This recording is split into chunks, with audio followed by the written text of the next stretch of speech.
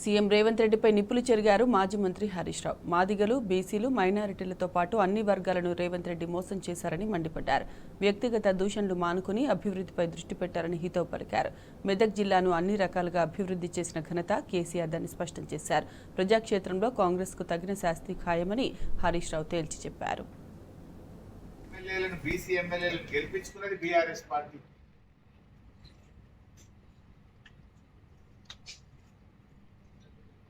నువ్వు ఇవాళ బీసీలకు మోసం చేసినావు, మాదిగలకు మోసం చేసినావు.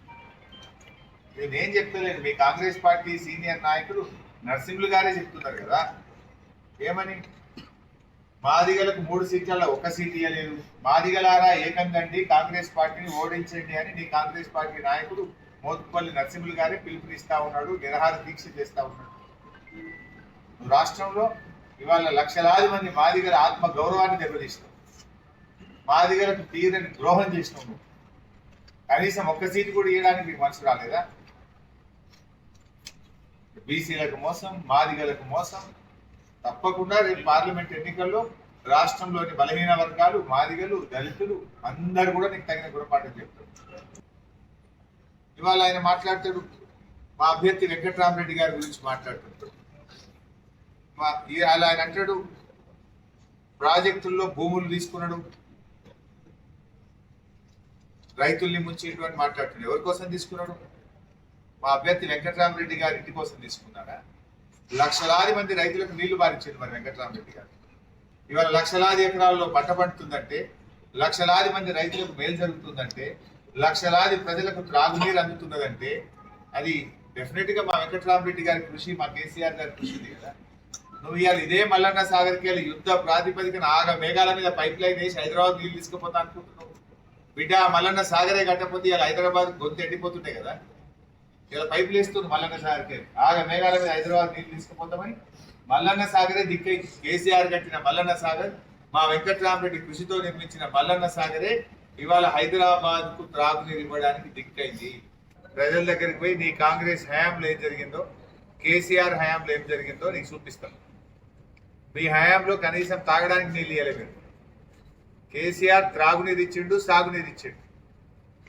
ఆ పాత రాతి యుగం మాటలు బంద్ చేసి కళ్ళు పెద్దవి చేసుకొని చూడు రేవంత్ రెడ్డి. మెదక్లో ఏం అభివృద్ధి జరిగిందో నీకు కనబడుతుంది. కాంగ్రెస్ ప్రభుత్వాలు మెదక్ను జిల్లా కేంద్రం చేయాలని కోరితే మీరు పట్టించుకోలేదు. కానీ కేసీఆర్ మెదక్ను జిల్లా చేసిండు, అద్భుతమైన కలెక్టరేట్ భవనం కట్టిండు, అద్భుతమైన ఎస్పీ బిల్డింగ్ కట్టిండు, జిల్లా కార్యాలయాలు కట్టిండు. నువ్వు వచ్చి ఇప్పుడు ఉన్న జిల్లా తీసేస్తా అంటున్నావు. జిల్లాలు ఎక్కువైనాయి, జిల్లాలు తీసేస్తా అంటున్నావు. అంటే మెదక్ జిల్లాను తీసేయడం కోసం నీకు మెదక్ ప్రజలు ఈ పార్లమెంట్ ఎన్నికల్లో నీకు ఓటేయాలా? గత ప్రభుత్వాలు సింగూరు జలాలు హైదరాబాద్కి అప్పచెప్పి మెదక్ జిల్లా ప్రజల నోరు కొట్టింది. కానీ కేసీఆర్ గోదావరి జలాలను, కృష్ణా జలాలను హైదరాబాద్కి ఇచ్చి సింగూరు జలాలను మెదక్, నిజామాబాద్ జిల్లాలకు ఇచ్చిన ఘనత కేసీఆర్. సింగూరు జలాలు మెదక్ జిల్లాకే దక్కాలనే దశాబ్దాల కలను నిజం చేసింది ఎవరు? కేసీఆర్ కాకపోతే. నువ్వు మాటలు మాట్లాడు కాదు, నిజాయితీగా మాట్లాడు. ఏదో ముఖ్యమంత్రి అని చెప్పి మైక్ ఉంది కదా అని నోటికి వచ్చినట్టు మాట్లాడితే ప్రజలు నిన్ను నమ్మే పరిస్థితుల్లో లేరు. మాటి మాటికి నన్ను పట్టుకొని ఏదో దూలమూల పెరిగినా అంటున్నావు. మరి నాకు కూడా అనరాదా? కాకపోతే మాకు కొంచెం వ్యక్తిత్వం ఉంది, మర్యాద ఇవ్వాలని మేమేమో ఓపిక పడతా ఉన్నాం. నువ్వు ఒక ముఖ్యమంత్రి స్థాయిలో ఉన్నావు, నీకు కాకపోయినా కుర్చీ కన్నా గౌరవం ఇవ్వాలని నేను మాట్లాడతలేదు. కానీ నువ్వేం చేస్తున్నావు? ప్రతి మీటింగ్లో నన్ను పట్టుకొని దూలమూల పెరిగినావు, ఇట్లా పెరిగినావు, అట్లా పెరిగినావు, అడ్డమైన మాటలు మాట్లాడుతున్నావు. నాకు కూడా అనొచ్చు కదా అనాలంటే. భూమికి జారడానికి ఉన్నావు, నీకు ఆవకాయంత మెదడు లేదని అనాలంటే నాకు అనరాదా?